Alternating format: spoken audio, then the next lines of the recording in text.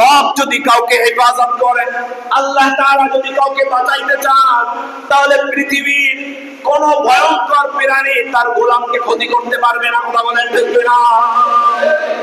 ইব্রাহিম আলাইহিস সালামের মা যখন তাকে জঙ্গলের মধ্যে ফেলে রেখে আসলো, তখন ওই জঙ্গলের মধ্যে কে খাওয়াইবে, কে মানুষ করবে, কে লালন পালন করবে?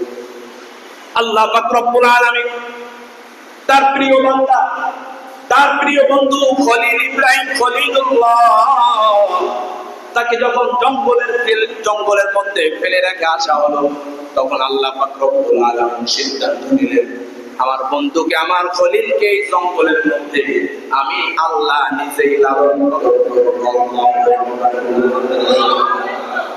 আল্লাহ পাক রব্বুল আলামিন ইব্রাহিম আলাইহিস সালামের কাছে পাঠিয়ে দিলেন জিবরাইল আলাইহিস সালামকে। আমার বন্ধু না খেয়ে আছে, আমার বন্ধুর খাবারের ব্যবস্থা করো। জিবরাইল আলাইহিস সালাম আল্লাহ পাক রব্বুল আলামিনের অর্ডার পালন করে আর কাল বিলম্ব না করে তিনি চলে গেলেন আল্লাহ পাক রব্বুল আলামিনের নবী জলিলুল পয়গম্বর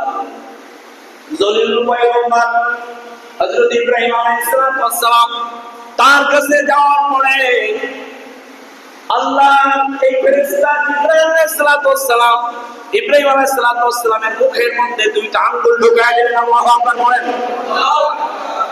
দুইটা আঙ্গুল ঢুকায় দিলেন। দুইটা আঙ্গুল যখন ঢুকায় দিলেন, আল্লাহ পাক রব্বুল আলামিন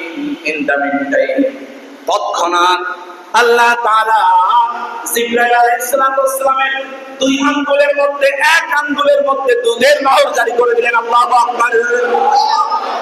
আরেক আঙ্গুলের মধ্যে আল্লাহ পাক রব্বুল আলামিন মধুর নহর জারি করে দিলেন। সুবহানাল্লাহ। এভাবে আল্লাহ তাআলার প্রিয় বান্দা যারা হয়, আল্লাহ তাআলার প্রিয় বান্দা যদি আপনি হন, তাহলে আপনাকে আল্লাহ তাআলা, আপনি যেই প্রান্তে বিপদে পড়েন না কেন, মুসিবতে পড়েন না কেন, আল্লাহ তাআলা আপনাকে সেখানে সাহায্যের জন্য ফেরেশতা পাঠাবেন। চিৎকার করে বলেন সুবহানাল্লাহ।